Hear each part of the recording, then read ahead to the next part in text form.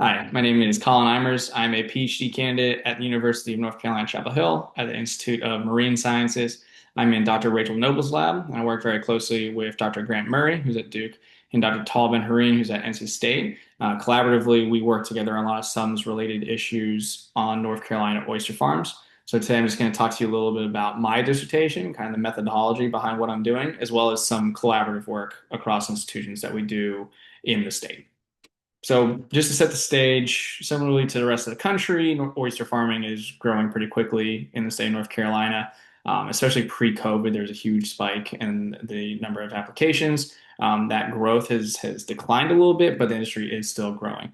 Obviously, oyster farming is a great alternative to commercial fin fishing and wild catch or shellfish harvest. Both of those industries are increasingly regulated and harder to participate in, so making this alternative really desirable for people now.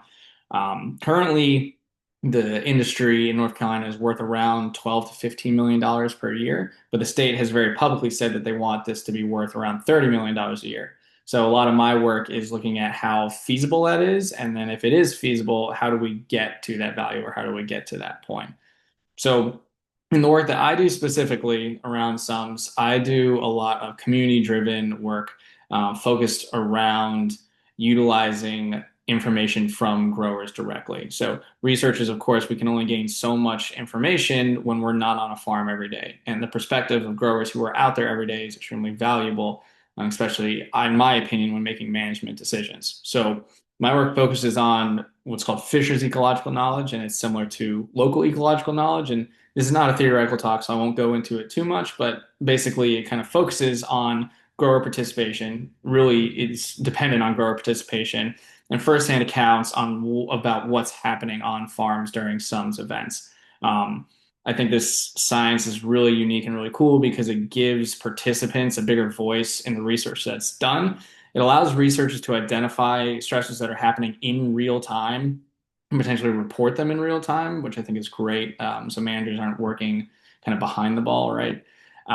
We also are able to assess different behaviors that farmers use to either mitigate their loss or avoid loss to sums, and we can kind of analyze how well that behavior works or those behaviors work.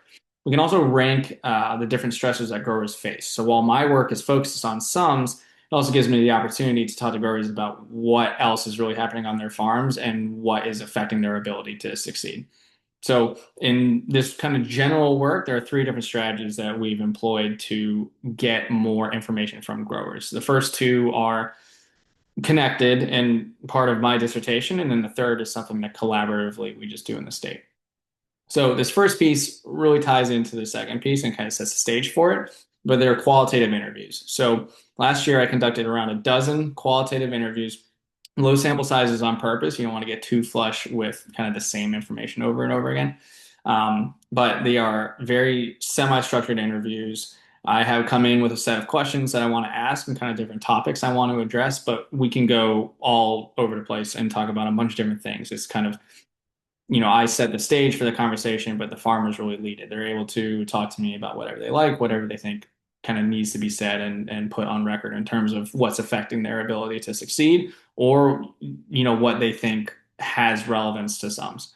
It's really important that those interviews, since it's a smaller amount, that they're really diversified. So in those interviews, I talked to people from the three different management regions in North Carolina, the North, the Central, and the South, which are all very different regions in terms of the water that the farming occurs in. I talked to growers with different size operations, people with up to 60 acres and people with as little as 1.5 to 2 acres. Um, I talked to farmers of different ages and experience levels. And also talked to farmers who have different ideas of where they want their business to go. Not every farmer in the state wants to be a huge 60-acre operation, and not every farmer wants oyster farming to be their primary income source of income. And so it's really important to identify that people have different goals so that the information coming in is more representative of the population. So I take all this information, I record all the interviews, I go back and transcribe them, and I get like a set of themes or commonalities that I really want to address in the next portion of my work and analyze a little bit further. And so that next part are quantitative surveys. So at the end of last year into the beginning of this year, I put out surveys distributed to all of the lease owners in North Carolina through the DMF database. So I made sure that everyone had the opportunity to complete this. Um, and the survey is broken down into five portions, really wanting to just get quantitative information about the qualitative themes that I addressed in the interviews. So the first section of the survey was just general demographics. The second section, excuse me, is looking at drivers. So the location of farmers, the different behaviors that they use, different stocking densities, what gear they're using, how often they might flip, a bunch of different factors in kind of their daily operations, right? Section three is causation about sums. So, what do farmers think has the most relevance to mortality? And they have the option to not just select from options that I provided for them, but to input their own and then rank them in terms of what they think is most relevant to sums. Of course, researchers, we've done a lot of different experiments to, determine what we think might be causing sums to happen. But I think getting the farmer's perspective there is really important.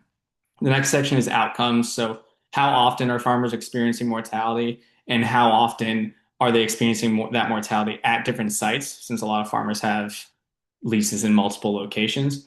Looking at the extent of the mortality, the size of the oysters affected by that mortality, and then kind of insurance related issues as well, like whether they're able to file claims, how comfortable they feel with claims, and whether their claims are successful and whether they feel like they were compensated accordingly.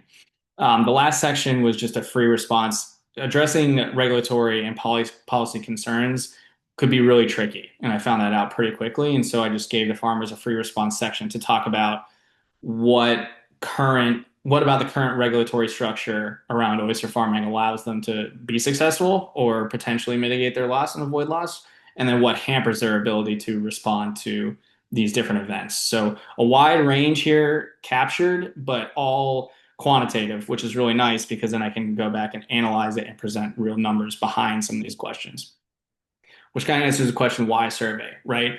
I want information that not only I can publish and present to the farmers to show, what they were part of, but I want real numbers and statistics that I can present to managers to say, to help them make management decisions potentially in real time, which I think is extremely important. And it's really important to also address kind of on a broad scale in North Carolina, what strategies have worked in mitigating loss to sums. For those of you who have experienced it, I'm sure you're familiar. It is a really hard thing to handle once it's kind of on set. And so being able to quantify how much different things have worked and different things haven't worked, I think is really important. In talking or in doing these surveys, we got specific locations of respondents, and this is all anonymous, so they're not tied exactly to their person, but we're able to, in terms of when they report, what degree of mortality they had at different locations, we can map potential hotspots of where sums activity is the highest or where these mortality events are happening the most, which I think is really important when farmers are trying to decide, like new farmers are trying to decide where they might have a lease. If a farmer is trying to get a new lease that might be a lower mortality or a lower risk area, like they might be able to pick that based on this map. So all information I think is really important for farmers and then for regulators as well. Regulators might not want to be, approving a bunch of leases in mortality areas, and for the good of the farmers and for regulators as well. The sample size of the surveys was a lot larger. I can tell you I got over 30% response rate on my survey, which is great. And then the results are therefore more representative of the population compared to those initial interviews. And then it's also really easy to identify blind spots in the knowledge that I got. So when people are reporting their location, it's also easy for me to see in the results where I'm not getting responses from. And so that way I will not be making generalizations about areas where I'm not hearing from people. So outside of my dissertation, another thing that is kind of being done in the area are listening sessions, excuse me.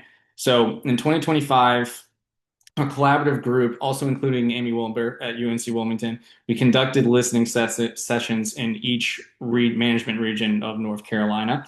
The idea was that we, as a group of 5 to 6 researchers, show up, rent out either a restaurant or a section of a brewery, invite farmers to come in and just kind of information dump on what they're seeing on their farms. It was very similar to the interviews I did where we have some questions that we'd like to ask, but if the conversation goes away from that, that's totally okay.